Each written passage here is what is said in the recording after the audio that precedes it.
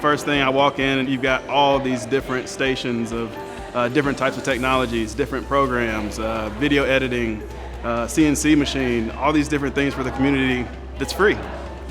Two of the kids I talked to, it was their very first time printing. And they're like, yeah, I just grabbed this off the internet and I'm printing. And so next, can I create something myself and print it? It just starts with just a small thing. You know, there's so many people that just don't have access to these types of things to engage their mind in that way. And the local community having access to those things is just huge. I'm very, very proud to work at Black Veatch, which is a place that supports community programs like this, because at the end of the day, we are helping getting kids and really adults engaged in their passions of tinkering or inventing, just increasing the STEM space and the awareness overall.